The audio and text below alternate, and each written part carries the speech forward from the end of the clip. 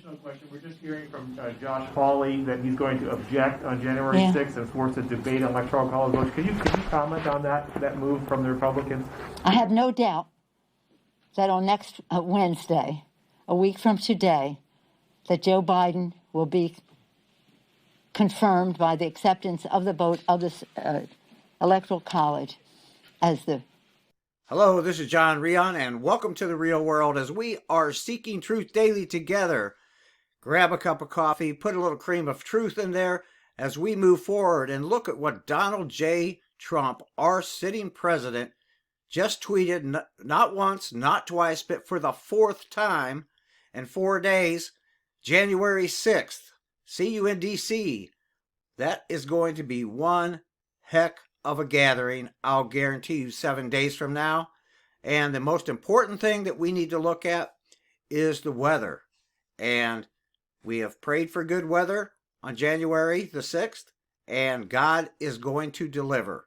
It's going to be a beautiful day. Let's look at the forecast. And as we can see, Monday, Tuesday, and Wednesday the 6th, beautiful weather, partly cloudy, but I'll guarantee you it's going to be very sunny.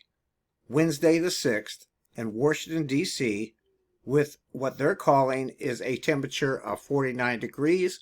I'll bet you it's going to be above 50 degrees on Wednesday, January 6th, with very mild winds, as a massive amount of people are going to descend on Washington, D.C., and have a very good time with very pleasant weather.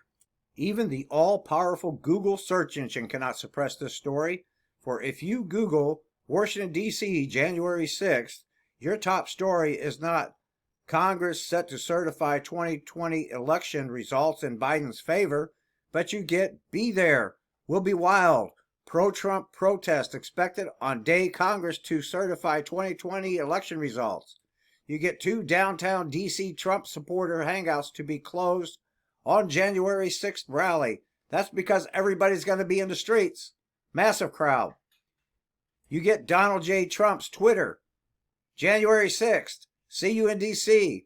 Twitter is shadow banning like never before, and they have been doing it for a long time, but it's getting worse and worse as we move forward.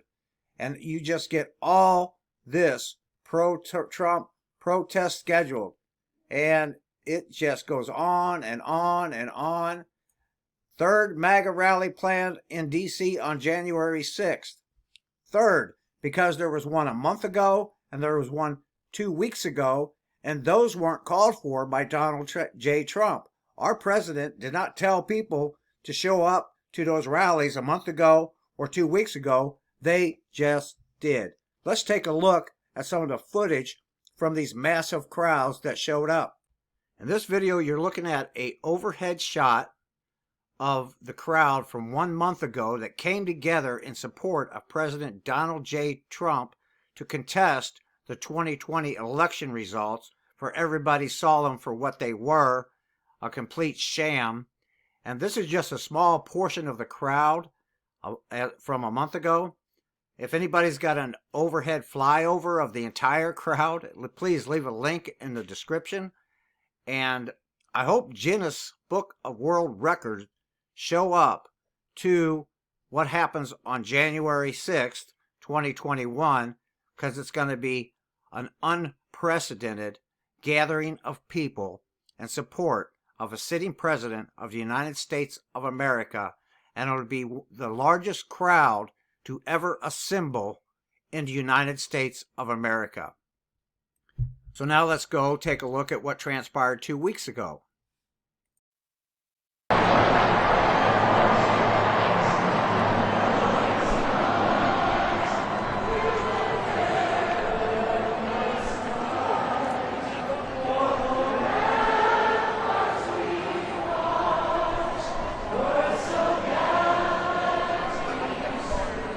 Now let's close out this video as we, the patriots of the United States of America, agree completely and totally with Republican Senator Josh Hawley, as he is going to object to the Electoral College results.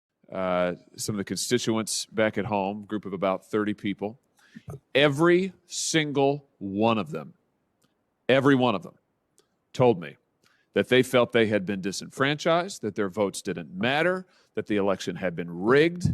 These are normal, reasonable people. These are not crazy people. These are reasonable people, and who, by the way, have been involved in politics. They've won, they've lost, they've seen it all. These are normal folks living normal lives who firmly believe that they have been disenfranchised. And to listen to the mainstream press and quite a few voices in this building tell them after 4 years of nonstop Russia hoax, it was a hoax. It was based on, the whole Russian nonsense was based on, we now know, lies from a Russian spy. The Steele dossier was based on a Russian spy. After 4 years of that, being told that the last election was fake and that Donald Trump wasn't really elected and that Russia intervened, after 4 years of that, now these same people are told, you just sit down and shut up. If you have any concerns about election integrity, you're a nutcase. You should shut up. Well, I tell you what, 74 million Americans are not going to shut up, and telling them that their views don't matter and that their concerns don't matter and they should just be quiet is not a recipe for success in this country.